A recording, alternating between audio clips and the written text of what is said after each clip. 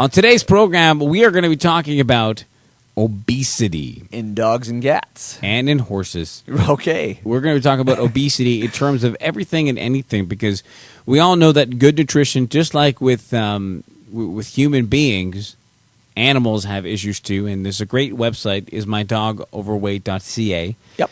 And if you go there, you can actually see what's going on. Yeah, you can see if your cat or dog fits the profile of an obese animal. Yeah. Because they have really good sort of photos there and little...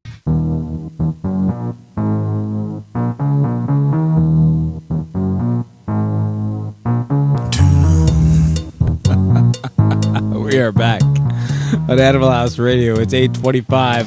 www.animalhouseradio.com. What a fun show. Yes, I'm currently feeling very sorry for poor Richmond. Aaron is on Richmond's computer. He is just, he's not going to have too many friends by the time he's finished this show. I'm 25 all across North America. Once again, the phone number is 1-877-885-PETS. 1-877-885-PETS. With the P's. Oh, that was so. The good, topic today is obesity. Sorry, I'm just having some fun over here. Okay, well, you have fun. I'm going to go on to the topic. I have this interesting article here that essentially says that people don't realize every day. I have people come in and they're 11-pound cat now weighs 12 pounds, and they all look at me always with sort of dumbfounded looks and say, "But it's only a pound."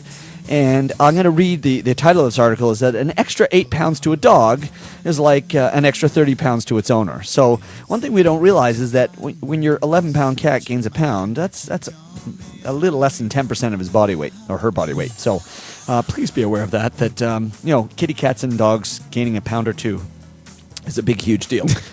So, and what I love about this article is it kind of gives you there's the title of this article says no to unhealthy snacks, and I'm fascinated so let's talk about some snacks that you could feed your 10-pound cat and what they Big are, Mac, or 10 Big pound Mac. or 20-pound dog, and we're going to do the equivalent of calories to a human.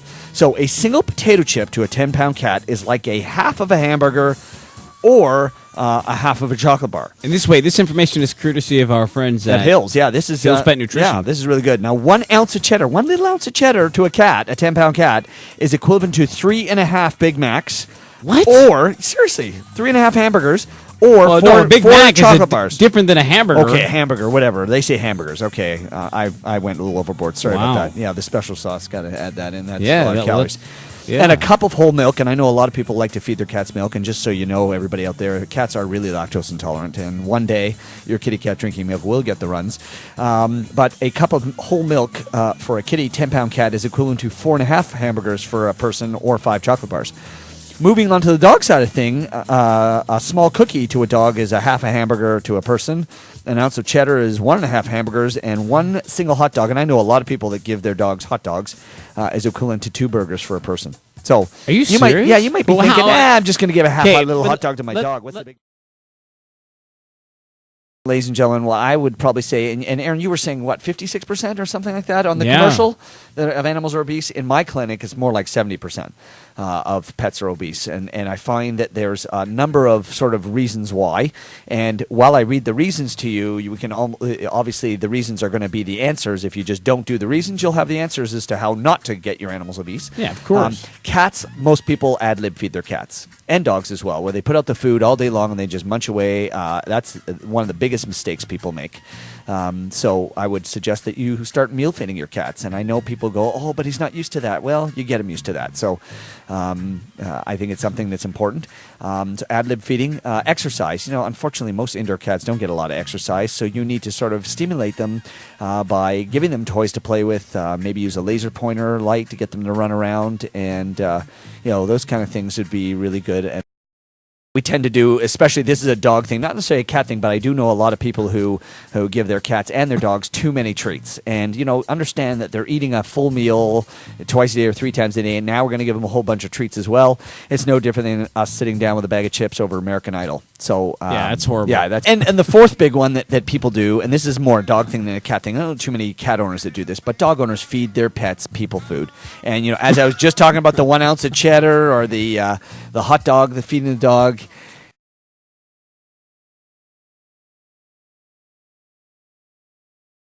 things from hamburgers to dogs, and how do they come up with that? That's what I want. Well, to know. you know, it's based on a body weight in calories, and we know how many calories a cat should eat a day, and we know how much calories is in 1 ounce of cheese, and again, 1 ounce of cheese for a 10-pound cat would be like, I guess, a whole brick of cheese for a human.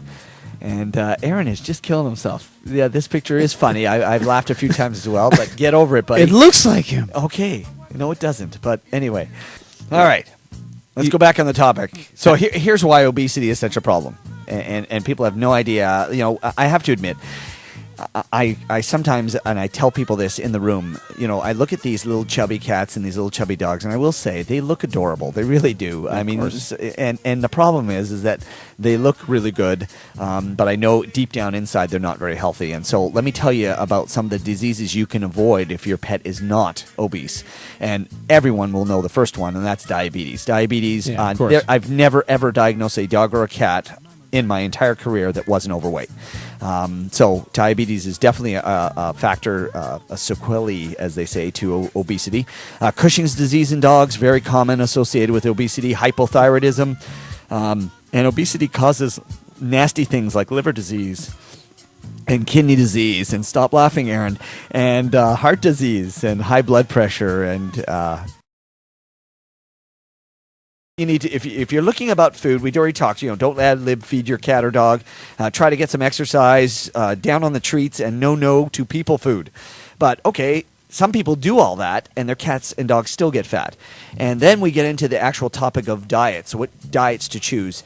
And what I'd like everybody to do is go grab their bag of dog food or cat food and look at under the ingredient list, there's what's called an AAFCO statement, AAFCO, the American Association for Feed Control Officials. That's who that is. And if it says on there for the maintenance of adult dogs or for the maintenance of adult cats, you're doing all right. If it says for all life stages, then there's probably the reason why your pet is overweight. And you certainly don't want to see that happening, because essentially what that food is doing, it's feeding a kitten or a puppy, and you're feeding that to your adult cat or your adult dog or your senior cat. So making sure that you're feeding appropriate to the life stage. If you got a kitten or a puppy, you feed them a kitten and puppy food. If they're over a year of age, it has to say on the bag for the maintenance of adult dogs. And it's amazing how many cat foods say adult on there, and you go and read the AAFCO statement and it says for growth and maintenance. Well, if it's growth, then why are you calling it an adult food? It's amazing. They can do that. So anyway, so that's in terms of diet. If you followed all the rules and meal feed your pet and exercise it and don't give it too many treats and don't feed it people food, the next step is looking at the diet. And if you don't know, call me or call your local veterinarian.